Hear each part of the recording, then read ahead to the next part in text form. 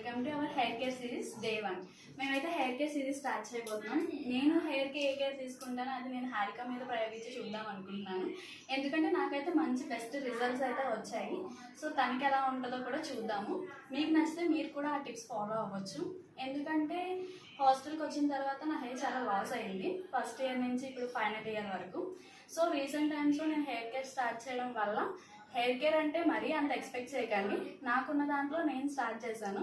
So దాన్ని బట్టి నాకు మంచి రిజల్ట్స్ అయితే వచ్చాయి. సో నేచురల్గా ఎలా చేయొచ్చు అది మీకు చూపిద్దామని చెప్పేసి ఈ సిరీస్ స్టార్ట్ చేశాము. సో ఫస్ట్ అయితే ఒక్కొక్క స్టెప్ మనం ఒక్కొక్క బ్లాగ్లా ఒక్కొక్క స్టెప్ని మనం ఒక్కొక్క సిరీస్ లాగా బ్లాగ్ లాగా ఒక డే రొటీన్లా చూపిద్దాం అనుకుంటున్నాము. సో మీరు కూడా చూసి మీకు కూడా నచ్చితే ఫాలో అవ్వండి. సో స్టార్ట్ చేసేద్దాం రండి. Hello everyone. సో ఫస్ట్ అయితే మనం హెయిర్ని చిక్కులు తీసుకోవాలి.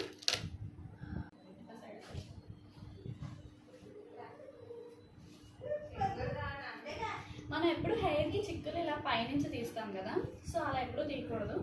ఫస్ట్ కింద నుంచి స్టార్ట్ చేయాలి.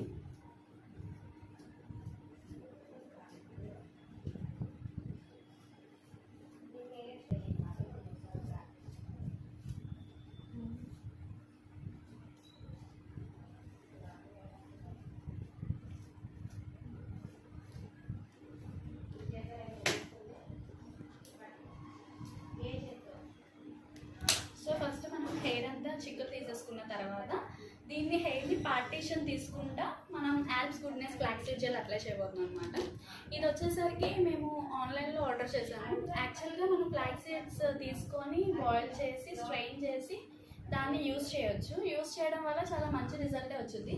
కానీ మేము హాస్టల్లో ఉంటున్నాం కాబట్టి మాకు అంత ఫీజిబిలిటీ లేదు కాబట్టి మేము ఇట్లా ఆర్డర్ చేసుకొని యూస్ చేస్తాం. సో అదన్నా ఇదన్నా ఓకే, బట్ ఇది కన్సిస్టెన్సీ కూడా బాగుంది. ఇది యూజ్ చేయడం వల్ల హెయిర్ అయితే మాత్రం సాఫ్ట్గా అయితే అయ్యింది నాది. సో అదే తినకు కూడా యూజ్ చేద్దాం.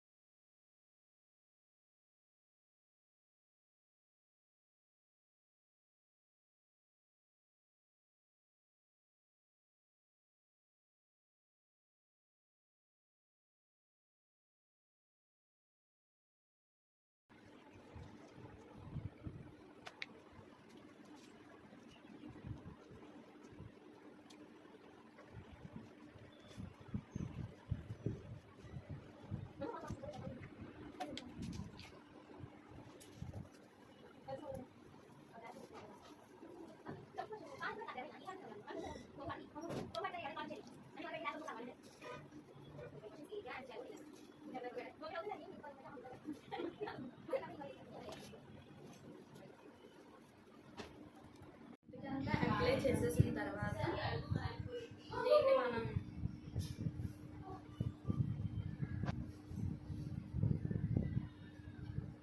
లెక్క పెట్టేసుకోవాలి. సో తర్వాత ఒక 30 to 40 minutes తర్వాత హెయిర్ వాష్ చేసుకోవాలి. హెయిర్ వాష్ చేసుకున్న తర్వాత మనకి రిజల్ట్స్ ఏమని తెలుస్తాయి.